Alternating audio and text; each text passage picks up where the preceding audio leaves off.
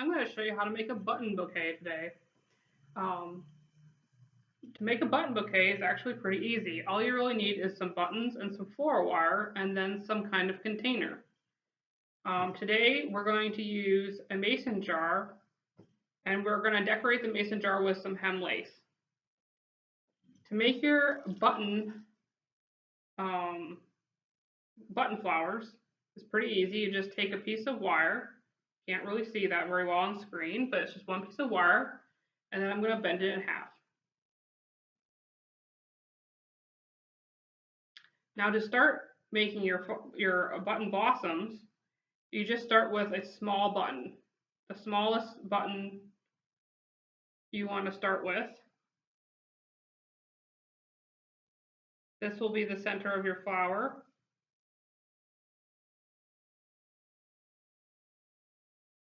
And you just move, or you lace the small button, you lace the wire through the button, and then move it all the way up the button until it snaps in place, like like that. It should snap. And then after that, you just start layering buttons, however you like. Usually, the best thing to do is to go gradually get a little bigger with your buttons, but you can play with it. There really isn't any set rules on how to make your button blossom.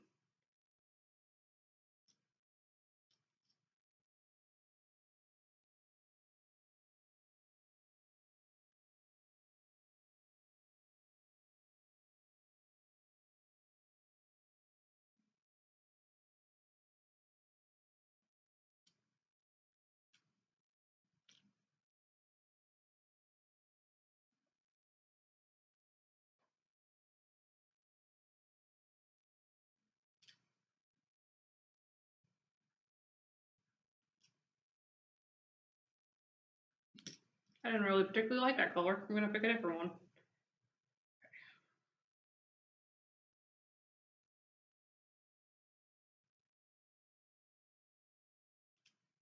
Okay, once you're satisfied with your blossom, you are going to twist the wire, and that will help lock it in place and also create the stem of your button blossom.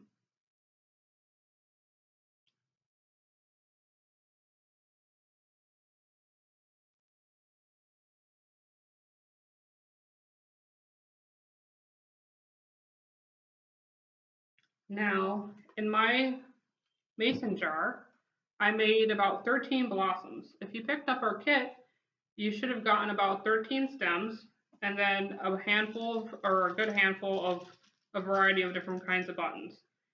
Um, and then also a piece of hem lace, which we'll use later.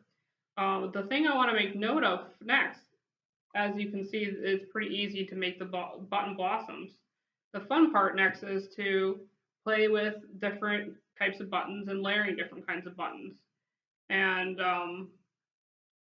what I wanted to say is that, you know, with the display that I put up front, I started off with about 5 buttons. These buttons came from a kit that I got from Walmart, and so they were pretty well set up for having the different size of buttons that you would like. So it was easy to get buttons that change evenly in size to get a decent blossom. However, I was playing with, I got a button kit or bag of buttons from Amazon that came with all sorts of different buttons. It came with some like this one that's kind of like a yin yang sign. And I got some metallic buttons that I found at Joann's. I threw those in because my favorite kind of buttons to work with are the kind that you find at a garage sale or some that maybe your grandma has on hand. Um, and I like to play with the colors and different textures. Like this one looks like it looks kind of rough. And I don't always put 5 on, sometimes I put 2. This one I tried going, I went with a small one and then put one in the center. I kind of like it. It's a little different than the other ones, but I feel like it looks more like a tulip or um, I don't know, some buttercup kind of blossom. So what I would suggest is to really play with your buttons and see what you come up with. Even like broken buttons look good sometimes. Like this one here, as long as the holes are still intact, you can use it. This one has it looks like there was like 2 buttons that got glued together or didn't get fully formed or something. But I like it. I think it gives a texture and makes it all your buttons look interesting. So that is something to play with. The next thing I would like to show you is how to put on your lace. I was supposed to give you, you should have gotten about 6 glue dots. Hopefully they didn't stick to the bag. I know some people did stick to the bag, but I used glue dots. They stick pretty well, and I used that to secure the hem lace. You could use any kind of glue that you had on hand. I think tacky glue or hot glue or super glue would be best, but these glue dots seem to work fairly well. This one I made a couple weeks ago, and it's been on my desk, and I really hardly have had to touch it up. So I have to say the glue dots work pretty well. So, and I cut up the lace so that it should be just a little bit overlapping.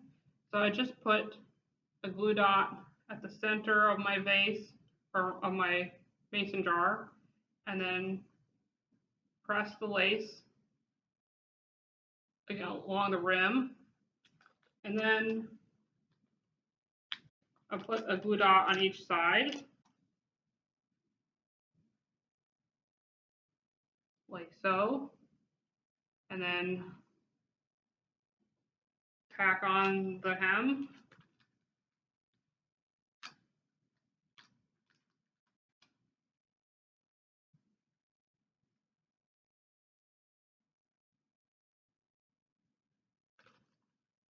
And lastly,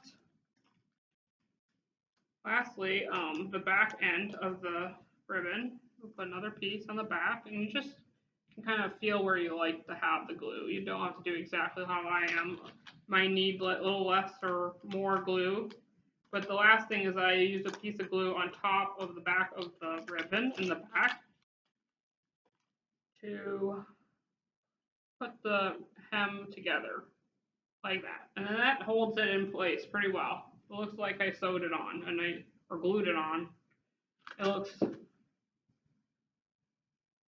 really nice. And I feel like it really adds a nice soft touch to your button blossoms and makes them cuter. Another thing to consider if you have it at home is to use either some of this, use different types of lace. This is something you could use to wrap it around the bottom of the vase. That could be something you might like. And I also had some of this lying around. I thought it might require a little more glue, so I wanted to make it easy since this is a transportable craft kit. But which is why I went with the glue dots. But if you had some other materials, those are things that you could do to personalize your button blossom. Um, I think that's all I have to share on making your button blossoms today. Thank you. Thank you.